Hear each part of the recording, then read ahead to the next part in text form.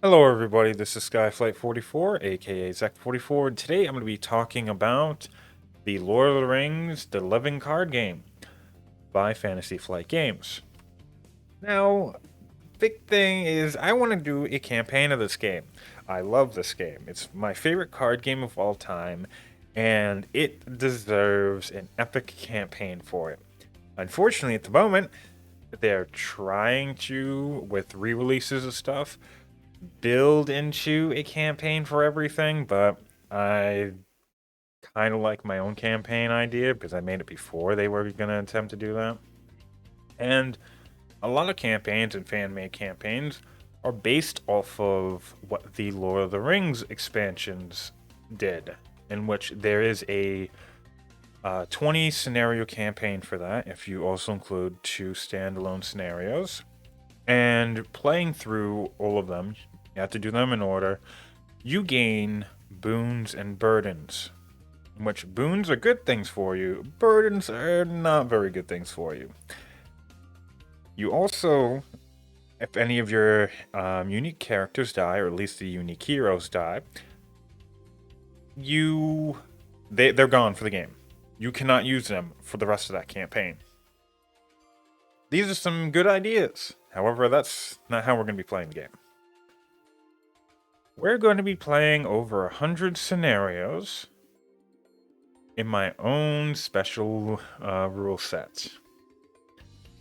So, the goal of this campaign is to complete every expansion and adventure cycle, ending with beating the Black Gate and Mount Doom scenarios. All scenarios must be beaten on at least normal and nightmare difficulty to be considered completed to be counted for campaign completion. So, each and every single expansion in the core set has its corresponding adventure cycle. Each adventure cycle uses cards for its scenarios from the core set or its corresponding expansion. That's to say, the expansions are standalone. The adventure packs that come with it need the expansion. So, unless stated otherwise, all scenarios must be played with 4 decks. This is just to make it as consistent as possible, because if you play solo, then some scenarios are much harder than others. Also, a lot of the times you're not going to see all of the cards in the encounter set when you go through and play solo. Hell, you might not even see half or a third of what's in the actual encounter deck. But with 4 players or 4 decks, you are very likely to see everything, which usually means a more consistent challenge, in my opinion. Players may start with any expansion in its adventure cycle and may switch between them at any time. However, they must complete the scenarios in that expansion and adventure cycle in order. Which means we can go through the core set and then go through the adventure cycle for it, Shadows of Mirkwood. We can, after doing Hunt for Gollum, just go into the Khazad-dûm expansion. We can go all the way up to the Watcher in the Water, and then we can go to Voice of Isengard. But maybe we just finish this. However, at this point in time, we wouldn't be able to go and start the Steward's Sphere until we finish Heirs of Numenor. We could go and continue from Hunt for Gollum, but we wouldn't be able to just jump to the Dead Marshes. We can switch between things, but we have to do those cycles in order.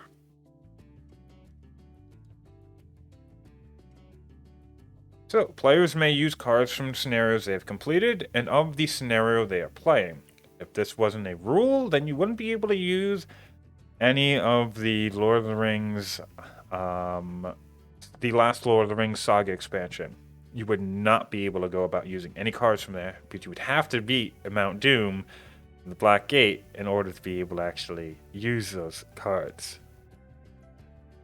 Unless you go through and play the extra scenario. So, They gain one playset when completing a scenario on normal. They can gain one of each card, excluding any heroes, when playing on easy, and they gain another playset while playing a nightmare scenario. This allows you can play normal, or if you need even more cards, nightmare, in order to gain the cards that you'll be getting in that cycle or event or in that scenario. But you can also play it on easy and just get one card, or one of each card. And this does help you. It can give you stuff, and you can duplicate cards in order to gain more. This just allows you to have options, and also playing on easy just makes it like play Heirs of Numenor on easy the first time, get into the actual adventure cycle, which is easier, get some good cards, and then go back to Heirs of Numenor and play it on normal. So, players must make a deck of at least 50 cards when given the chance to. If a player loses all their heroes, then they may use a generic ally or unique allies still in their deck as heroes. If players have if the players have less than 30 cards in their deck, then they must make a deck of at least 30 cards when not playing a scenario. At the end of this scenario, players may add 5 cards to the deck and may switch out 5 cards. When completing a scenario that ends in a narrative break, they may add or switch out any amount of cards. What does all this mean? This means normally you should have 50 cards. You can lose cards. Those are your resources you're going to be losing. And don't worry, you may get through some scenarios without losing anything. Other scenarios are likely to empty half your deck. So, if you have less than 30 cards, you have to get up to at least 30 cards.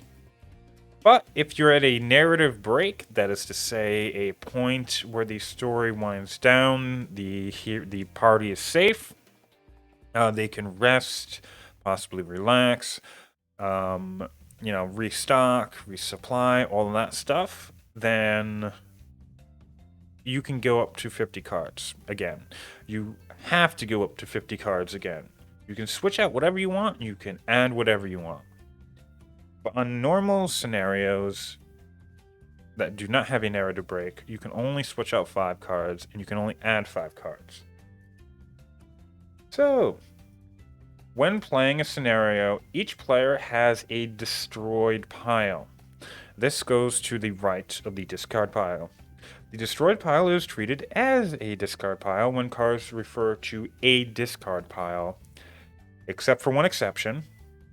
All cards discarded by the effects of a card from the encounter deck are placed in the destroyed pile. Characters killed when they receive wounds equal to or greater than their HP.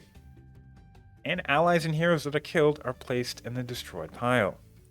Unique characters that are killed may not be used for the remainder of the campaign.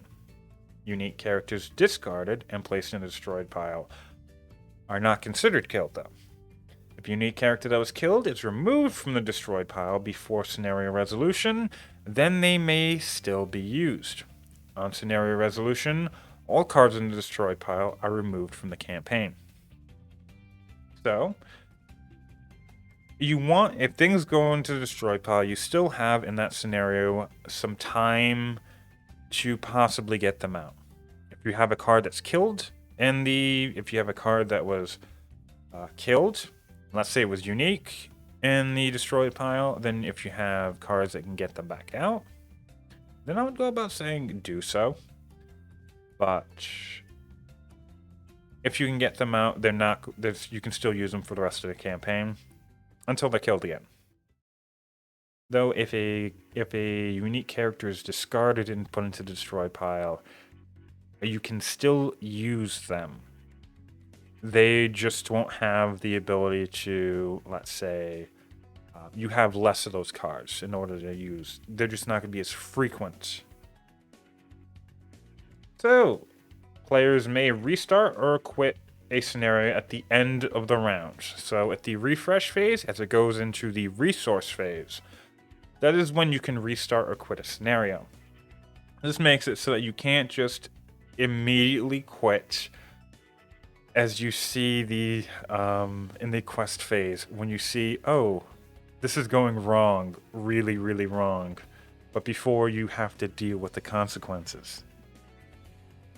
So, when restarting or quitting a scenario, the players must resolve deck damage. After deck damage is calculated, each player decides what cards to remove from their decks equal to the deck damage they took. All deck damage received from the destroyed pile must be dealt using cards from the destroyed pile. This is to say, if I have 5 cards in the destroyed pile and 1 hero, there's going to be at least 2 deck damage. Is any of the other deck damage, let's say I have 15 deck damage, then 2 of that is going to be forced on the 5 cards in the destroyed pile. The other 13 can be from anywhere. So, deck damage is calculated with 1 for every 5 cards in the destroyed pile, 1 for every hero in the destroyed pile, 1 for every 6 damage on characters, and 1 for every 5 threat over the initial threat, 1 for every enemy or treachery card in the player zone, 1 for every unique enemy card in the player zone, 1 for every 8 cards in your discard pile, 2 on losing a game, which means you automatically have 2, 1 on losing a game to quest or objective, which is less of a problem, and 2 on losing a game to threat or loss of heroes. So, deck damage you can, let's say, be in a position where you can complete a scenario, and you have gone through relatively easily, but you lost a hero. And you can restart and not lose that hero, but you're going to be taking quite a lot more deck damage than if you had just completed something. Sometimes it might just be better to cut your losses and not restart, especially considering the fact that you have beaten the scenario. Other times, you just can't lose what you're going to lose, and then you have to go about restarting, no matter how painful it will be. So, before scenario resolution, the players may return cards from the destroy pile using victory points they earned from the scenario. Victory points are shared amongst the players. So, if you have like 20 victory points, then you can use those victory points to return cards from the destroy pile, which gives a reason for victory points being in the game, because otherwise they don't really have a point. During scenario resolution, after returning destroyed cards, you may duplicate cards that are in the player's decks. So, first you have to return cards from the destroyed pile, then you can use whatever you have left for duplicating cards. Also note, when finishing a normal scenario, you gain 5 victory points. When finishing an expansion or adventure cycle, this is so poorly... I need to edit this so badly. But when finishing an expansion or adventure cycle, you gain 10 extra victory points. When playing a fan-made scenario, you gain 15 victory points. And for official standalone scenarios, you gain 25 victory points after returning cards from the destroyed pile. You may duplicate cards up to 3 times per scenario. You may not duplicate hero cards or cards removed from the campaign. That is to say, you have to have these cards you duplicate in one of your decks at that very moment in time. You cannot use any of these extra points for the destroyed pile.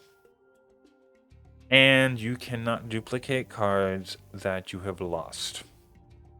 Which means, if I lose all of my long defeat, if I lose all of my Galahorn archers, if I lose every single copy of such wonderful cards such as maybe a Test of Will, to be honest, at that point in time, I would probably just restart the entire campaign.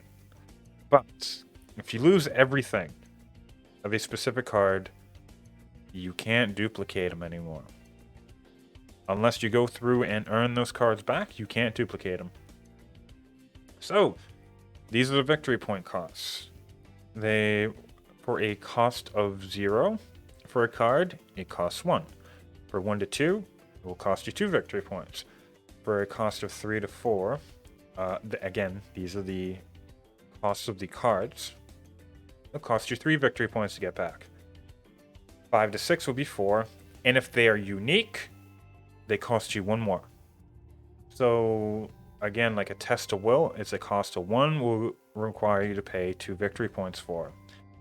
Something like Steward of Gondor, which is unique and has a cost of 2, would cost you 2 plus 1 because it's unique. So for heroes, though, if they go by threat cost. So for a cost of 6, or 3 to 6 would cost you 6 victory points. 7 to 8, 7, 9 to 10, 8, 11 would be 9, 12 would be 10. This is really high, to be honest. 13 would be 11, and for Gandalf, you have to pay 12 victory points to get that son of a bitch back. So, at the end of the scenario, at the end of scenario resolution, any leftover resources are added to the resource bank. During a scenario, once per turn, each player may play a card from the collection using resources from the resource bank. Cards can be played for 3 times normal cost or 5 times normal cost. Cards played for 3 times normal cost are removed from the campaign when they leave play. Cards played for 5 times normal cost are placed back in the collection when they leave the field. This also means the one exception is if a unique character that you play from the your collection dies, they are placed into the destroyed pile still. Cards played for 5 times normal cost are placed back in the collection when they leave the field. Resources cannot be earned from easy scenarios. Nightmare or hard scenarios earn double the resources. This gives a reason for you to want to play Nightmare, because any extra scenario, any resources you get will double. And again, easy scenarios do not give you any resources for that. And I'm going to use a test of will once again as a like example. But you can play from your collection a test of will. But you are going to require at least 3 or 5 resources for it, because it costs you it costs normally 1.